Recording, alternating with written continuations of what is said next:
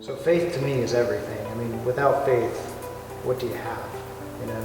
I'd be lost in this world. I think of so many times where I've been scared, confused, angry, sad, whatever the case may be in your life, right? And what do you have at the end of the day? It's faith. Without it, I think I'd be lost, or I know I'd be lost, even more than I am most of the time. But without it, it's the guiding light. It's what you always can come back to. It gives me purpose. Really, I don't know that there's anything more important in my life than faith.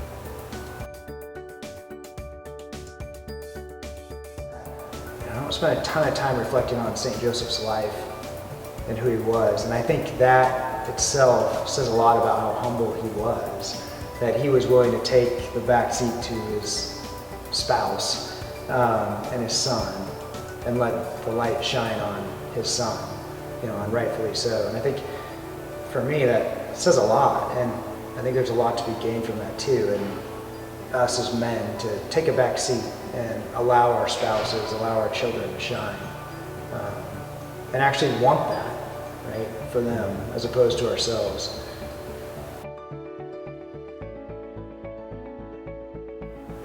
First and foremost, I guess we're all called to imitate Christ and walk in his path, right? And again, circling back to St. Joseph,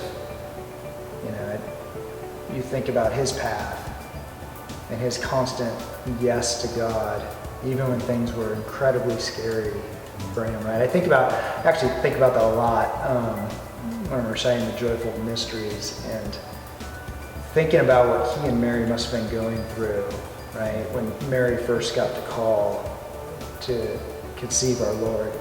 And then after that, of course, it's not in part of the joyful mysteries, but I think about Joseph and his dream and what that must have been to him to hear that his wife was pregnant and to believe that it was God, and to know that it wasn't, she has something else going on, I should take a back seat. But not only that, but in the times, and my limited knowledge of the times, but he knew there would be a lot of questions, disgrace, a lot of discomfort and difficult conversations.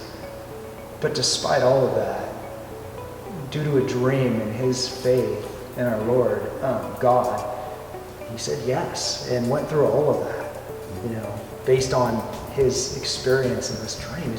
It's mind-boggling to me. And you think about what we think of as difficult situations and difficult, times where we're pushed by God or asked by God to do the right thing, and how difficult it is sometimes in my life to say yes to those.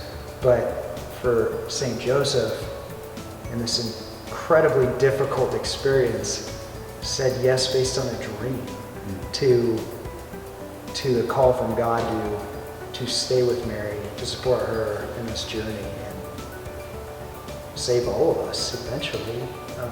It's a beautiful thing.